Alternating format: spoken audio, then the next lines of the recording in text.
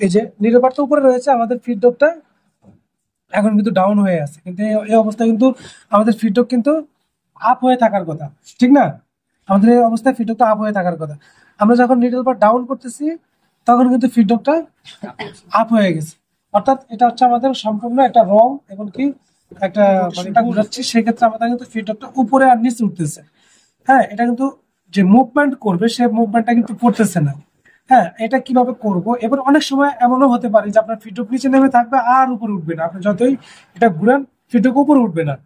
এমনও হতে পারে। তো এমনও হতে পারে যে ফিডব্যাক উপর উঠে দাঁড়ায় আছে আর নিচে নামতেছে না।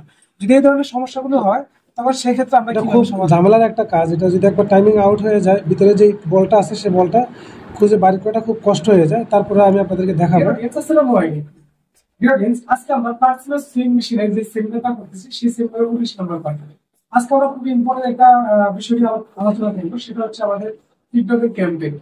আমাদের যে পার্সোনাল সুইং মেশিনের দুটা ফিডব্যাক রয়েছে, একটা ডিভিশনাল ফিডব্যাক আর একটা ফিক্সড ফিডব্যাক। দুটা ফিডব্যাকের দুটি ক্যাম্প রয়েছে, আর দুটি ক্যাম্প দুটি লেসন খুব একটা ঝামেলার জায়গায় আছে।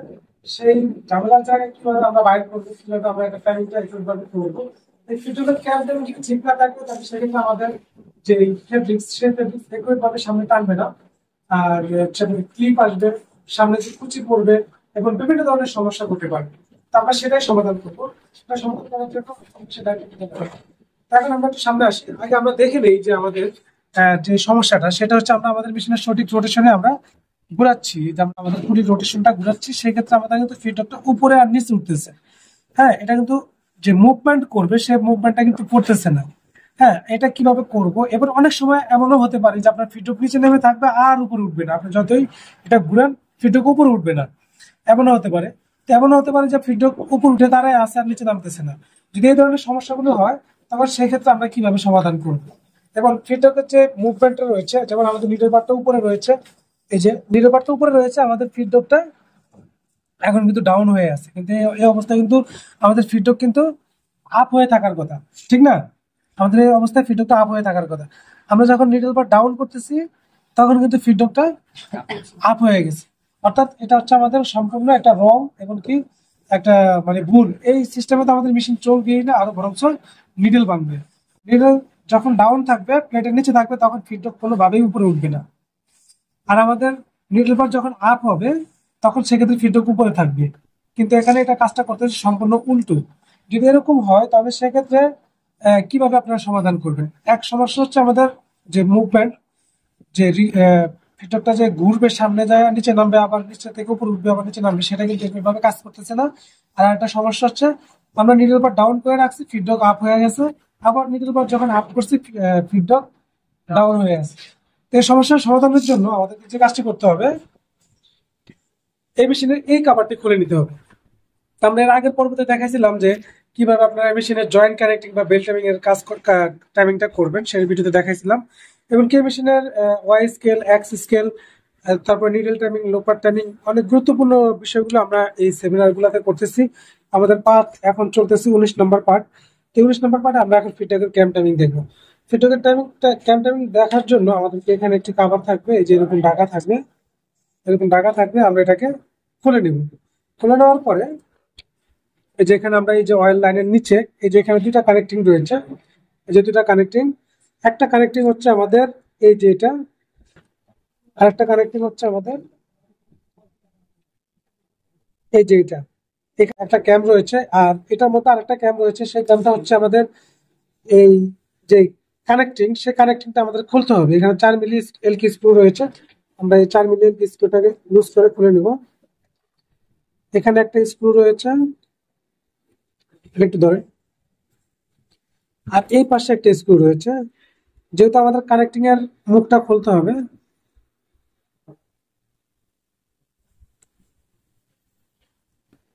এই কানেক্টিং খোলার পরে আমরা এখানে আরো কিছু কাজ দেখব। খুবই মেজর এই কাজটা, আসলে সাধারণত ইউটিউবে এই ধরনের ভিডিও খুব কম পাওয়া যায়, দেখে না কেউ। এই যে আমি এই স্ক্রুটাকে খুলে নিলাম। এখানে আরেকটা স্ক্রু আছে কানেক্টিং এর, এই স্ক্রুটাও আমি খুলে নেব।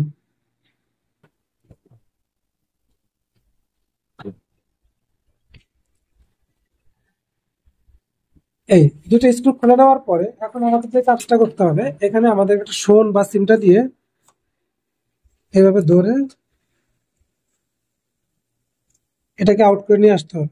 তো অবশ্যই লক্ষ্য রাখতে হবে আমরা এটা যেভাবে খুলছিলাম ঠিক সেভাবে আমাদেরকে এটা লাগাইতে হবে, কারণ এটার মধ্যে কানেক্টিং একটি মার্ক রয়েছে, সেই মার্কটা আমাদের ফলো করতে হবে। তো আমরা এটা রাখলাম, আমরা দেখে নিলাম মার্কটা কোন পাশে আছে। এখন আমরা যদি দেখি, এই কানেক্টিং এর যে টপটা, সেই টপটা খোলার পরে এই যে এখানে আমরা আরেকটা ক্যাম দেখতে পাচ্ছি। এই যে এই ক্যাম, ভিতরে কিন্তু আরো একটা ক্যাম আছে। অর্থাৎ আমরা যদি এই স্ক্রু লুজ দিই, এই যে একটা স্ক্রু লুজ দিলাম, এই একটা স্ক্রু লুজ দিলাম, এই দুটো স্ক্রু লুজ দেওয়ার পরে এই দেখেন আমাদের এই কানেক্টিং চেঞ্জ হয়ে গেছে। আমরা ক্যাপ পুলি ঘুরাচ্ছি, এটা কিন্তু চেঞ্জ হয়ে যাচ্ছে। তো আমরা যে কাজটি করব, এটা খুব ঝামেলার একটা কাজ। এটা যদি একবার টাইমিং আউট হয়ে যায়, ভিতরে যে বলটা আছে সেই বলটা খুঁজে বাড়ি করাটা খুব কষ্ট হয়ে যায়। তারপরে আমি আপনাদেরকে দেখাবো। এখানে যে 2 মিলি স্ক্রুটা আছে, এই স্ক্রুটা আমরা সম্পূর্ণ খুলে নিব। 2 মিলি না 2.5 মিলি? 2 মিনিট।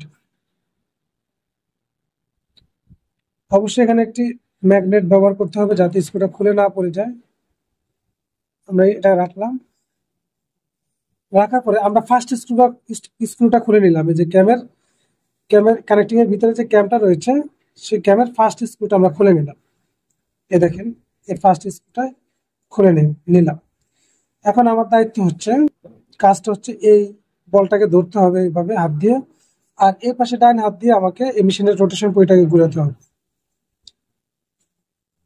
আমি পুরোটাকে ঘুরালাম। এখন আমার ফার্স্ট যে স্ক্রুটা রয়েছে, সেই স্ক্রুটাকে আমরা এভাবে মার্কের মধ্যে নিয়ে আসবো। এই যে এখানে একটি মার্ক রয়েছে, গ্রুপ রয়েছে, সেই গ্রুপে নিয়ে আসবো।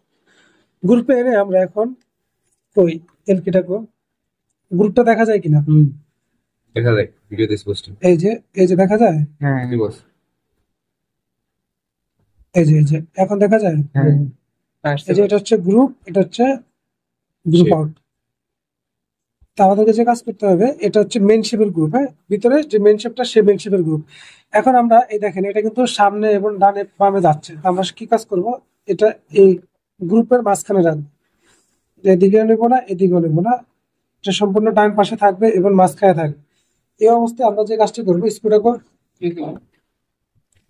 অবশ্যই এখানে ম্যাগনেট ব্যবহার করতে হবে। ম্যাগনেট ব্যবহার না করলে স্ক্রুটা খুলে একদম নিচে পড়ে যাবে। তো আমরা এখানে এই স্ক্রুটার মধ্যে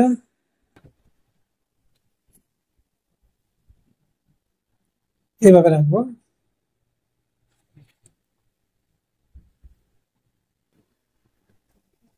রেখে আমরা স্ক্রুটাকে একদম ফুল টাইট করবো না, হালকা আলতো ভাবে লুজ রাখবো একদম লাস্ট গিয়ে।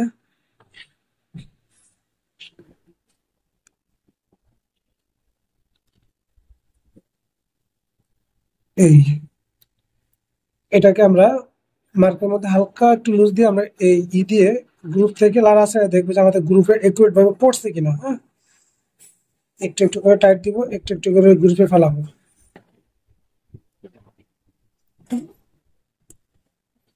এই যে এখন আমরা গ্রুপে একদম প্রপারলি রাখতে পেরেছি। এখন আমাদের যে কাজটি হবে, এই যে সেকেন্ড স্ক্রু, এই স্ক্রুটাকে আমাদের টাইট করতে হবে। অর্থাৎ আমাদের ফার্স্ট যে স্ক্রুটা রয়েছে, আমাদের মেশিনের রোটেশন সঠিক রোটেশনে ঘুরানোর পরে ফার্স্ট প্রথমে যে স্ক্রুটা আসবে, সেটা আমাদের ফার্স্ট স্ক্রু। এই যে এটা আমাদের ফার্স্ট স্ক্রু, এটা আমাদের গ্রুপে রাখলাম। আমরা গ্রুপে রেখে টাইট করে দিই। টাইট করার পর এখন আমরা কাভারটি লাগিয়ে নেব। কাভারটি আমরা যেভাবে খুলছিলাম, এই যে দেখেন, এই যে এই পাশের পিনটা কিন্তু এই পাশ থেকে এদিকে দেওয়া, আমরা ওই পিনটাকে এই পাশ থেকে এদিকে যেভাবে আছে সেভাবে। হ্যাঁ, কানেক্টিং কাভারটা আমরা এখানে বসালাম। বসে এখন এখানে যে 4 মিলি স্ক্রু রয়েছে, সেই 4 মিলি স্ক্রুটা আমরা দুইটা স্ক্রু, এই দুটো স্ক্রু আমরা টাইট করে দিব।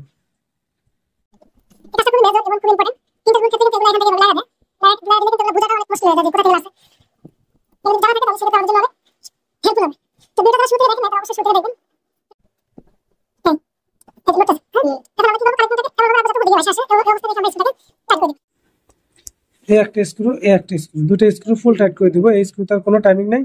টাইমিংটা হচ্ছে আমাদের ভিতরে যে ক্যামটা রয়েছে, সেই ক্যামের মধ্যে আছে। তা আমরা এই যে কাজটা, এই কাজটা আমরা অনেক মেজর এবং অনেক ঝামেলাযুক্ত কাজ আমাদের দেখিয়ে দিবে এখন। এখন আমরা স্ক্রুটাকে টাইট করে দিলাম।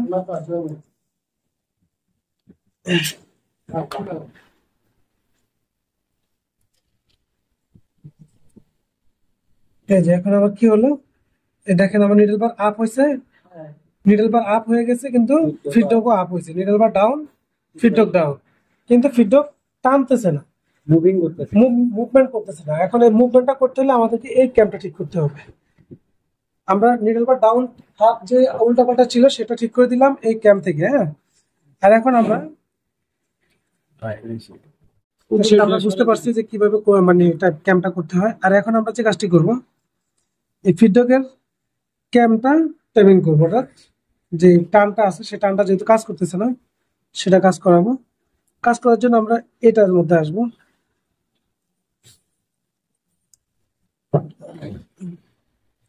এখানে দুটি স্ক্রু রয়েছে, একটা স্ক্রু হালকা আলতো ভাবে টাইট করে দিলাম।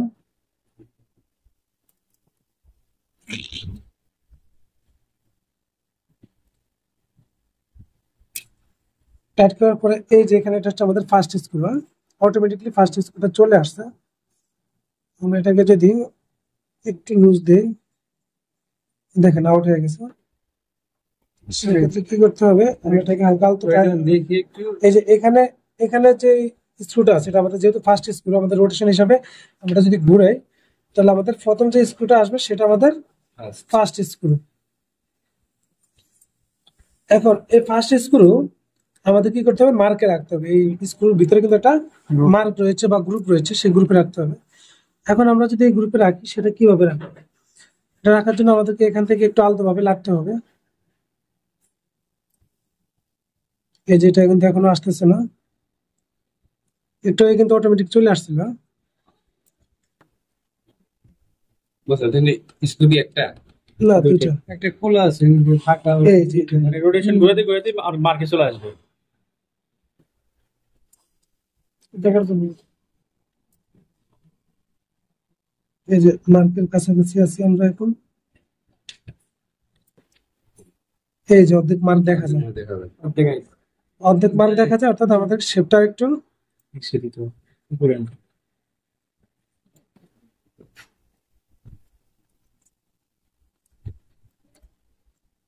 শেপটা একটু কোন দিকে আনতে হবে, ডান দিয়ে। এই যে বেশি আসছে, এই নাট বসাইলে মিলে যায় না। মিলবে এখন তাহলে। এই যে এখন গ্রুপে আইসা পড়ছে। এখন আমরা স্ক্রুটাকে বসাবো, বসায়া ম্যাগনেট কই স্ক্রুটাকে আমরা এমন ভাবে টাইট রাখবো যাতে একদম ভিতরে টাইট না হয়ে যায়, আবার একটু লুজ না থাকে, কারণ আমরা মার্কটা কিন্তু শিওর হতে হবে। আমরা এটাকে ধরে নিলাম, টাইট করে দিলাম। এখন আমি এটাকে লুজ করে দিব, এটা কাজ নেই আমার। এটাকে আমি লুজ করে দিলাম। এখন আমার এটাকে হালকা লুজ করে আমি পুলিটাকে এভাবে ঘুরিয়ে ঘুরিয়ে যে গ্যাপটা আছে সেই গ্যাপটা পূরণ করে আমি এটাকে এই যে টাইট করে দিব। তাহলে অটোমেটিকলি আমার এটা গ্রুপে পড়ে যাবে। তো গ্রুপে যেহেতু পড়ে গেছে আমি এটাকে ফুল টাইট করে দিলাম। এখন আমি এটাকে যে সেকেন্ড স্ক্রু আছে সেটাকে আমি টাইট করে দিলাম। তাহলে হলো আমার কাজ শেষ। এখন আমরা দেখি এই যে ফিডব্যাকের টানটা দেখি। এখন আমরা এই যে এখন আমাদের ফিডব্যাকটা সামনে ভিতরে যাচ্ছে। ফিডব্যাকটা এখন কিন্তু আমাদের মুভ করতেছে। নিডল বার আপ হয়ে আছে, ফিডব্যাকটা উপরে এসে সামনে যাচ্ছে, আবার নিডল বার ডাউন হচ্ছে, ফিডব্যাকটা ফিলেটের নিচে গিয়ে আবার পিছন দিকে আসতেছে। অর্থাৎ নিডল বার যখন পর্যন্ত না উঠবে সে উঠতেছে না। এই দেখেন এখন আমরা সামনে আসলো, আবার নিডল বার উপরে উঠলো, ফিডব্যাক উপরে উঠলো, আবার সামনে গেল, ফিডব্যাক সামনে গিয়ে আবার ডাউন হলো। অর্থাৎ নিডল বার ডাউন হচ্ছে, ফিডব্যাকও ডাউন হচ্ছে। তা আমাদের এখানে কিন্তু যেটা দেখতে পাচ্ছি আমাদের ফিডব্যাকটা একটু হালকা আপ আছে, এটা আর একটু হালকা ডাউন থাকলে আরো স্ট্যান্ডার্ড হয়ে যাবে। তো এইভাবে আপনারা চাইলে এই মেশিনের পার্সোনাল মেশিনের ফিডব্যাকের ক্যাম টাইমিং করে নিতে পারেন। তো এখানে দুইটি কাজ, একটা হচ্ছে আমাদের ফার্স্ট যে কাজটা আছে সেটা হচ্ছে আমাদের যে ফিডব্যাকটা, সেই ফিডব্যাকটা যদি উল্টো কাজ করে, যেমন মিডল বার আপ, ফিডব্যাক ডাউন, যদি এমন হয় তাহলে আমাদের ফার্স্ট যে ক্যামটা আছে সেই ক্যামটা আমাদেরকে টাইমিং করতে হবে, যেটা আমাদের কানেক্টিং এর ভিতরে ক্যামেরার মতো আমরা দেখলাম। আর সেকেন্ড যেটা, সেটা হচ্ছে আমাদের যে মুভমেন্ট, অর্থাৎ ফিডব্যাকের যে মুভমেন্ট রয়েছে সেই মুভমেন্টটা যদি না করে, অর্থাৎ চিত্রভাবে না করে, তাহলে সেক্ষেত্রে আমরা যেভাবে একদম মার্কে রেখে টাইপ করে দিলাম, অটোমেটিকলি এটা অ্যাডজাস্ট হয়ে যাবে, টাইমিং হয়ে যাবে। তো এমন এমন না যে আপনার যে একটু করে মিলাইতে হবে, জাস্ট মার্কে এনে ফার্স্ট স্কুল রাখতে পারলে আমাদের অটোমেটিকলি টাইমিংটা হয়ে যাবে। অর্থাৎ দুটোই কিন্তু মার্ক সিস্টেম, একদম কাজটা সহজ, কিন্তু এটা করতে গেলে একটু ঝামেলা, আপনাদের এটা খোলা লাগানো একটু একটু ক্যাসাল, একটু ঝামেলা, এছাড়াও কোনো সমস্যা নেই। প্লাস সেমিনারগুলো যারা পুরাতন যে সেমিনারগুলো আছে সেগুলো যারা দেখেন নাই, আপনারা চাইলে সেগুলো দেখে নিতে পারেন, অনেক কিছু হবেন। এই মেশিনে আমরা অনেক কিছু দেখিয়ে দিয়েছি, এবং সামনের দিকে আরো অনেক ইম্পর্টেন্ট পার্ট দেখাবো, যেগুলো কাজ রয়েছে সেগুলো দেখাবো, এবং এখানে কিছু কাজ আছে এখানে, ঠিক আছে, সেগুলো আমরা দেখানোর চেষ্টা করবো পর্যায়ক্রমে। তো যদি ভালো লাগে অবশ্যই লাইক করে দেবেন, এবং আপনাদের যেগুলো মতামত এগুলো নিচে অবশ্যই কমেন্ট বক্সে জানিয়ে দেবেন। এবং আপনি যদি আমার চ্যানেলটি খুলে থাকেন তাহলে অবশ্যই চ্যানেলটি সাবস্ক্রাইব করে রাখবেন, এবং পাশে থাকা ঘন্টা কিন্তু বেল বাজিয়ে রাখবেন এই ধরনের খুব ভিডিও নেক্সট টাইম পাওয়ার জন্য। সেই পর্যন্ত দেখা করবো পরবর্তী কোনো এক ভিডিও। সে বলতে সকলে ভালো থাকুন, সুস্থ থাকুন, আল্লাহ হাফেজ।